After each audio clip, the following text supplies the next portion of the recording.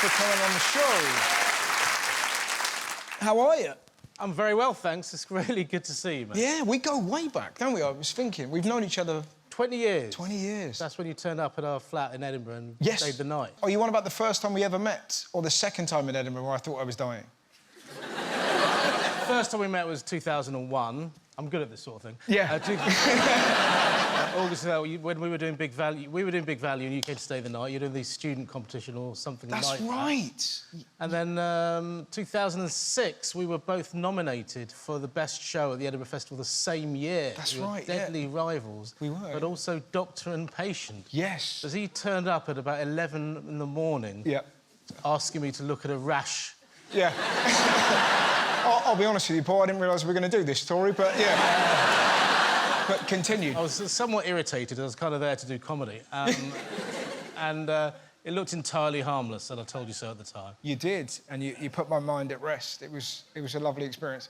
It was... What did it turn out to be, out of interest? It was, I believe it was eczema.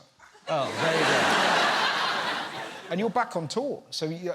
Yes, a lot of water under the bridge since 2006, has to be said. Yeah. And I'm doing a comedy tour called Hazy Little Thing Called Love. Yeah. And it's about my year in 2019 as much as anything else, in which I got married, which is quite an achievement, given that I'd spent the first... That was clearly such a lovely British audience reaction, because if this was an American chat show, if I was Ellen, and clearly I've got the look, as soon as you said that, the crowd would have gone crazy, but there was like three people going... Yeah. But it's wonderful. If this was American, I'd be divorced by now. So you got married, and you said that was surprising because... I've been single for so long. I mean, I was a perennially single person. And I did a show in 2011 about the fact I've been single all my adult life. But so I never expected to get married, but things turned out for the best in the end. And also the same year I got diagnosed with Parkinson's disease. Yeah. No cheers there, you're well behaved. That was definitely the wrong bit to cheer and break into applause. Yeah, we were out in New Zealand, I think you've been, the Auckland Comedy Festival. Yeah. And I realised I'd been walking with a limp for a while, and things got a bit dark in my thoughts, and I fell face first onto the street and went to a website that tells you whether your fall is alcohol or neurology. Yeah. It's called TripAdvisor. It's a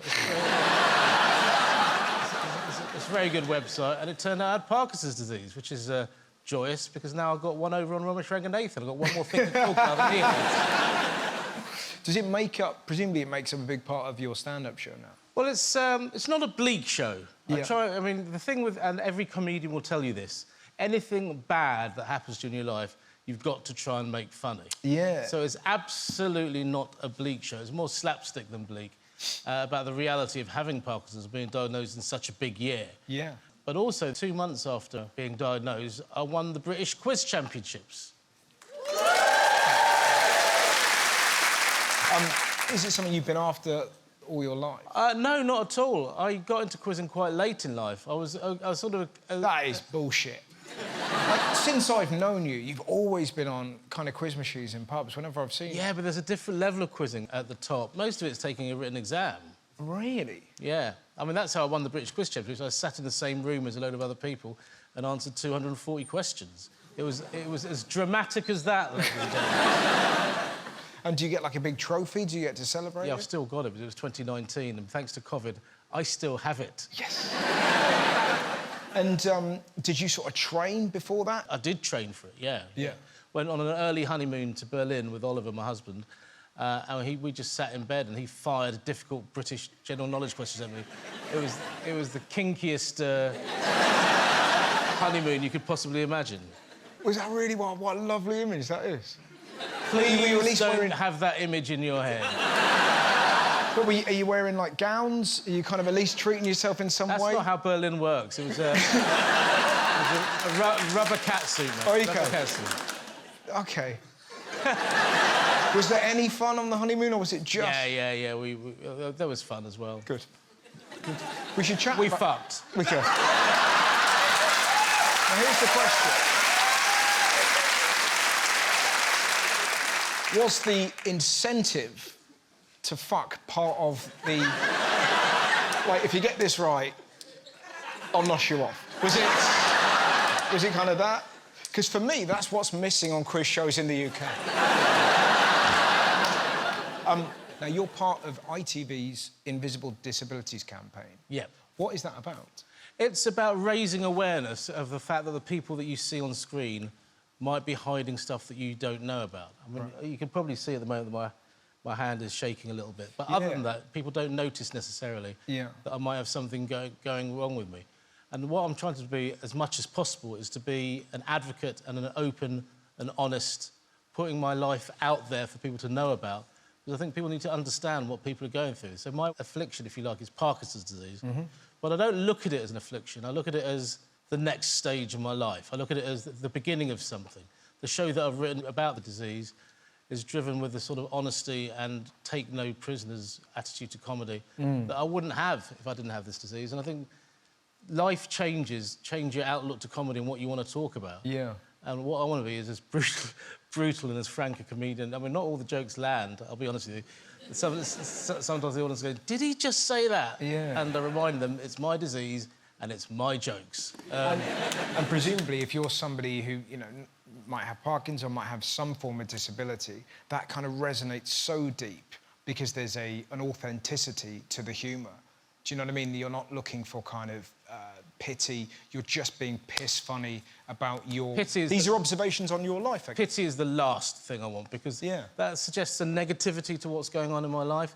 There isn't, and that's what I want to stress. One thing that interests me about you is, like, you have a real positivity. Is that something that's sort of deep within you? Have you always been that kind of person, or did you have to recalibrate post-Parkinson? You have no choice, because you want to live your life not just as enjoyably as possible, but as healthily as possible. Yeah. And good health comes from having a positive attitude. The other thing, though, is I come from a family of ill people. My dad had a cardiac arrest in 1990, 31 years ago, and is still smiling and going strong. My mum had breast cancer and a double mastectomy in 2008, and the family revolves around my autistic nephew, to be fair. And I'm always reminded by my dad that I'm the fourth most unwell member of the family. and I've seen the pragmatism and the positivity that my family have always had with life's problems, and I don't want to be the person that is the opposite of that. So it's been driven by my family, really. But the other thing I love about you is that when you set your mind to something, you do it. Like, we've got a beautiful clip here. You might want to explain it. It involves you and a hula hoop. To cut a long story short, when COVID came along, me and Oliver decided to move away from our small flat to a bigger flat on the outskirts of Surrey, not least because my dad lives less than a mile away from me, and I didn't want to be the reason he might be, you know, I didn't want to be a risk to him. Yeah. So we moved out to the outskirts of Surrey, and we ended up staying there I ended up getting COVID in the first week of the lockdown, which was great fun. And then when recovering from COVID, I realised we're still in Surrey, and I'm bored out of my mind, so I wanted to set myself a target.